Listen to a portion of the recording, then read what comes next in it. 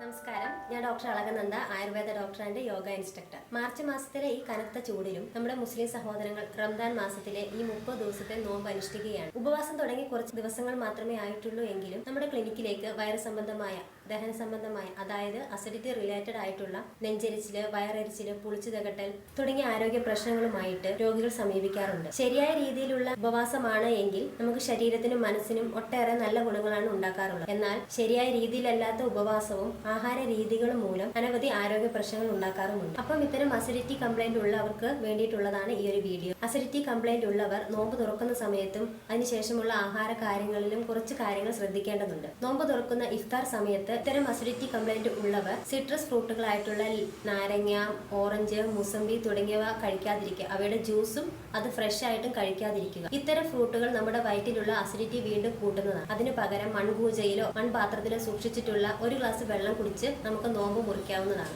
ഈ വെള്ളം കുടിച്ചതിന് ശേഷം നമുക്ക് ഈന്തപ്പഴം, കാരക്ക തുടങ്ങിയത് ആഹാരം കഴിക്കാം. അതിനോടൊപ്പം തന്നെ ഏറ്റവും ആൽക്കലൈൻ റിച്ച് ആയിട്ടുള്ള ഒരു വെജിറ്റബിൾ ആണ് ക്യൂക്കുംബർ, കക്കിരിക്ക എന്ന് പറയുന്നത്.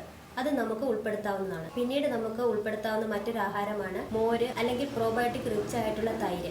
ഇവ രണ്ടും നമുക്ക് കൂളിംഗ് എഫക്റ്റ് ആണ് ഉണ്ടാക്കുന്നത്. അതുപോലെ തന്നെ ഇത്തരം അസിഡിറ്റി പ്രശ്നങ്ങൾ ഉള്ളവർ പൂർണ്ണമായിട്ടും വറുത്തതും പൊരിച്ചതും അച്ചാറുകളും വിനാഗിരി ചേർത്തിട്ടുള്ള ആഹാരങ്ങളും ഒഴിവാക്കുക. ഇറച്ചിയും മീനും മറ്റും ഉണ്ടാക്കുമ്പോൾ മസാലയും ചുവന്ന മുളകും ഉപയോഗിക്കുന്നത് കംപ്ലീറ്റ് ആയിട്ട് ഒഴിവാക്കിക്കൊണ്ട് തേങ്ങാപ്പാലൊക്കെ ചേർത്ത് ഉണ്ടാക്കി ഉപയോഗിക്കുന്നതാണ് നല്ലത്. അതുപോലെ നമുക്ക് ശരീരത്തിനെ കൂളിംഗ് ആക്കുന്നതിനും ഏറ്റവും ന്യൂട്രിയന്റ് റിച്ചുമായിട്ടുള്ള ഒന്നാണ് ഇളനീർ വെള്ളം എന്ന് പറയുന്നത്. ഇളനീർ വെള്ളം കുടിക്കുകയും അതിന്റെ അകത്തുള്ള കാമ്പ് നമുക്ക് കഴിക്കാനും ഉപയോഗിക്കാവുന്നതാണ്. പിന്നെ മറ്റൊന്നാണ് നമുക്ക് പാൽക്കഞ്ഞി ഉപയോഗിക്കുക എന്നുള്ളത്. അരിയോടൊപ്പം തേങ്ങാപ്പാലും ശർക്കരയും ചെറിയ ജീരകവും ഉലുവ, ആശാളി തുടങ്ങിയതും ചേർത്തിട്ട് സ്വാദിഷ്ടമായിട്ടുള്ള ഒരു കഞ്ഞി ഉണ്ടാക്കി അത് ആഹാരമായിട്ട് ഒരു നേരം ഉപയോഗിക്കാവുന്നതാണ്. ഇത്തരക്കാർ ശ്രദ്ധിക്കേണ്ട മറ്റൊരു കാര്യം എന്ന് പറയുന്നത് അത്താഴമായിട്ടുള്ള സുഹുർ നിർബന്ധമായിട്ടും കഴിക്കുക എന്നുള്ളതാണ്. ഒരു ദിവസത്തെ ഉപവാസത്തിൽ നമുക്ക് ഊർജ്ജം പ്രദാനം ചെയ്യുന്നത് ഈ സുഹുറാണ്. ചായയും കാപ്പിയും അതുപോലെ തന്നെ സോഫ്റ്റ് ഡ്രിങ്ക്സ്, കൂൾ ഡ്രിങ്ക്സ് മുതലായവ കംപ്ലീറ്റ് ആയിട്ട് ഉപേക്ഷിക്കുക.